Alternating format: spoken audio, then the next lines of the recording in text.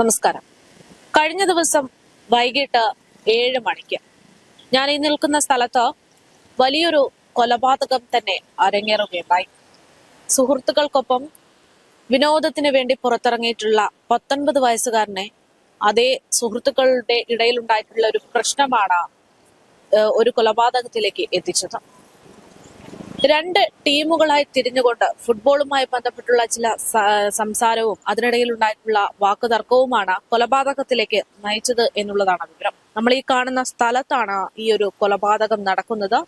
രണ്ട് വിഭാഗമായിട്ട് തിരിഞ്ഞ സുഹൃത്തുക്കൾ തമ്മിലുള്ള സംസാരമാണ് പ്രശ്നത്തിലേക്ക് എത്തിച്ചത് എന്നുള്ളതാണ് പുറത്തുവരുന്ന വിവരം. തിരുവനന്തപുരം തൈക്കാടാണ് ഇത്തരത്തിൽ വിദ്യാർത്ഥികൾ തമ്മിൽ വലിയ രീതിയിൽ വാക്കേറ്റം ഉണ്ടാകുകയും അതിൽ ഒരു 19 വയസ്സുകാരൻ മരണപ്പെടുകയും ചെയ്തത്. കുത്തേറ്റാണ് അയാൾ മരണപ്പെട്ടത് എങ്കിൽ പോലും സുഹൃത്തുക്കൾ ഹെൽമെറ്റ് കൊണ്ട് തല തല്ലി കീറിയ അവസ്ഥയിലേക്കായിരുന്നു എന്നുള്ള വിവരങ്ങളും പുറത്തു വന്നിട്ടുണ്ട്. സംഭവത്തിൽ കാപ്പ കേസിലെ പ്രതികൾ ഉൾപ്പെടെ ഉണ്ട് എന്നുള്ളതാണ് ഈ വിഷയത്തിലെ ഏറ്റവും ഗുരുതരമായിട്ടുള്ള പ്രശ്നം. കഴിഞ്ഞ ദിവസം വൈകിട്ട് 7 മണിയോടെയാണ് തമ്പാനൂർ തോപ്പിൽ വാടകയ്ക്ക് താമസിക്കുന്ന അലൻ എന്ന് പറയുന്ന 19 വയസ്സുകാരൻ തൈക്കാട് ഗ്രൗണ്ടിൽ ഫുട്ബോൾ മാച്ചിനിടെ സുഹൃത്തുക്കളുമായിട്ട് വാക്കേറ്റത്തിൽ ഏർപ്പെടുകയും അതിന്റെ ഭാഗമായിട്ട് ഇവിടെ വെച്ച് വലിയൊരു തർക്കം ഉണ്ടാകുകയും മരണപ്പെടുകയും ചെയ്തിട്ടുള്ളത്. എന്തായാലും ഒരു കൊലപാതകം അല്ലെങ്കിൽ ഒരു മരണം പ്രശ്നത്തിനിടയിലുള്ളതാണെങ്കിലും ഒരു മരണം എന്ന് പറയുന്നത് ഗുരുതരമായിട്ടുള്ള ഒരു വിഷയം തന്നെയാണ്.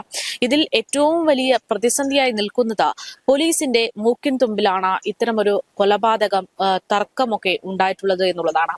ഇത് പെട്ടെന്നൊരു ദിവസം പൊട്ടിമുളച്ച ഒരു പ്രശ്നമല്ല എന്നുള്ളതാണ് ഏറ്റവും പ്രധാനപ്പെട്ട കാര്യം.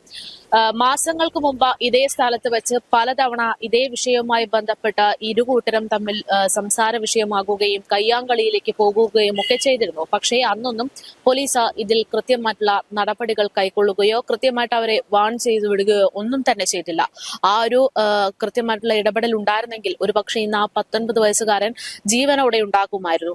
ആ 19 വയസ്സുകാരന്റെ മരണം എന്ന് പറയുന്നത് ആരുടെ മരണമാണെങ്കിലും അത് വളരെ പ്രധാനപ്പെട്ട ഒന്ന് തന്നെയാണ്, ജീവനാണ്. പക്ഷേ ഇവിടെ ഏറ്റവും വലിയ സങ്കടം എന്ന് പറയുന്നത് ഒരമ്മയ്ക്ക് അത്താണി എന്ന് പറയുന്നതിനേക്കാൾ ഇനി ആകെയുള്ള പ്രതീക്ഷ, ആകെയുള്ള ഒരു കച്ചിത്തുരുമ്പ് എന്ന് പറയുന്ന ഒരു മകനാണ് നഷ്ടപ്പെട്ടിട്ടുള്ളത് എന്നുള്ളതാണ്.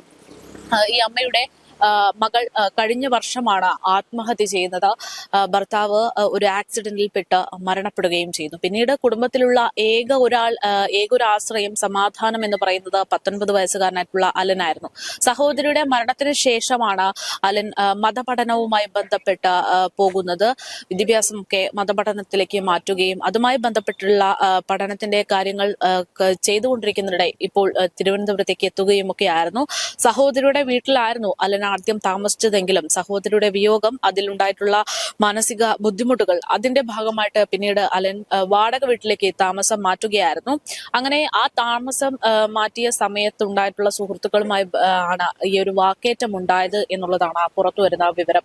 എന്തായാലും അതിഗുരുതരമായിട്ടുള്ള ഒരു വീഴ്ച ഈ ഒരു സംഭവത്തിൽ പോലീസിന് സംഭവിച്ചിട്ടുണ്ട് എന്നുള്ളതാണ്. വളരെ എത്ര പറഞ്ഞാലും മാറാത്ത തരത്തിലുള്ള ഒരു വേദന തന്നെയാണ് ഇവിടെ ഉണ്ടായിട്ടുള്ളത് എന്നുള്ളതാണ്. ഒരു അമ്മയുടെ വേദന എന്നതിനേക്കാൾ ഉപരി ഇനിയൊരു പ്രതീക്ഷ അമ്മയ്ക്ക് മുന്നിലുണ്ടോ എന്നുള്ളതിന്റെ ചോദ്യത്തിന് പോലും പ്രസക്തിയില്ലാത്ത ഒരു സാഹചര്യത്തിലേക്കാണ് ഒരു സുഹൃത്തുക്കൾ തമ്മിലുള്ള വാക്കേറ്റം ഉണ്ടായിട്ടുള്ളതും വാക്കേറ്റം എത്തിച്ചിരിക്കുന്നത് എന്നുള്ളതാണ്. സുഹൃത്തുക്കൾ തമ്മിലുള്ള വാക്കേറ്റത്തിൽ കയ്യാങ്കളിയിലേക്ക് പോവുകയും പിന്നീട് അതൊരു കൊലപാതകത്തിലേക്ക് അടക്കം എത്തുകയുമാണ് എന്നുള്ളതാണ് നിലവിൽ പുറത്തു വന്നിട്ടുള്ള റിപ്പോർട്ട്. പക്ഷേ ഇതിൽ ചില കാപ്പ കേസ് പ്രതികൾ അടക്കമുണ്ട് എന്ന് പറയുമ്പോൾ ചില ദുരൂഹതകളും മാഴാതെ അവിടെ തന്നെ നിൽക്കുന്നുണ്ട്. അതായത് ഇതിനു മുമ്പ് ഈ വിഷയവുമായി ബന്ധപ്പെട്ട് ഇത്തരത്തിലുള്ള തർക്കങ്ങൾ ഉണ്ട് എന്ന് മനസ്സിലാക്കിയതിന് ശേഷം ഈ പറയുന്ന ഇരുവിഭാഗത്തിലേക്കും ചില ആളുകൾ കൂടി വരികയും ആ കൂടി വന്നവരിൽ ചിലർ കാപ്പ കേസ് പ്രതികളായിരുന്നു എന്നുള്ളതാണ് ഇതിലൊരു ദുരൂഹമായിട്ട് നിൽക്കുന്ന ഒരു കാര്യം.